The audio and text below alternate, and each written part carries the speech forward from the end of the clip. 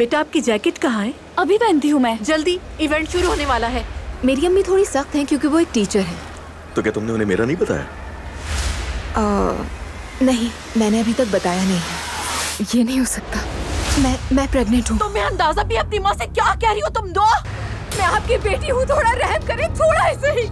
ये बच्चा खुदा की तरफ से एक नेमत है, यही उसकी मर्जी है और हमें इसे कबूल करना होगा। अजलान एक अलग माहौल से आया है, उसकी परवरिश मुख्तलिफ कल्चर में हुई है। ये शादी नहीं चलेगी। सिर्फ ये बताना चाहता हूँ कि आपको किसी चीज की फिक्र नहीं करनी चाहिए। आप गलत समझ रही हैं। हम बिल्कुल भी बुरे लोग नहीं हैं ज़ैनब साहिबा। नूर आपा उस छिछोरे रूहान से मोहब्बत करने लगी है। मैं तुम्हारी आंखों में दोबारा देखकर ये कहना चाहता हूँ कि मैं तुमसे मोहब्बत करता हूँ। मैं भी।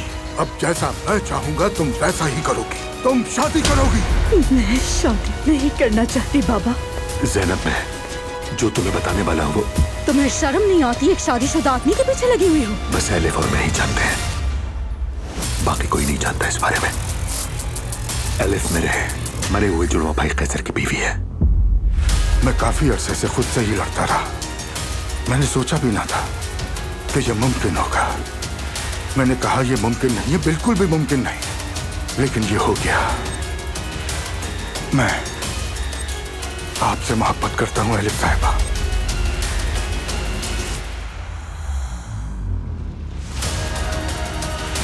मैं ज़ैनब से मोहब्बत करता हूँ। ये क्या कह रहे हो तुम? क्या आप सारी जिंदगी मेरे साथ गुजारेंगी? क्या उस औरत के अलावा कोई और नहीं मिला था ये सब करने के लिए? हिम्मत कैसे हुई? मैंने कहा चलो दुआ। मुझे छोड़ो अजलान, मैं तंग आ चुकी हूँ। मैं तुम्हारे खानदान और उनके बेकार उसूलों से तंग आ चुकी हूँ। खबरदार मेरी बेटी को हाथ नहीं लगाना। तुम खुद को समझते क्या हो? बिल्कुल नहीं, मैं आप जैसी माँ बिल्कुल नहीं बनूंगी। तुम बीवी हो मेरी। खबरदार, तुमने हाथ लगाया।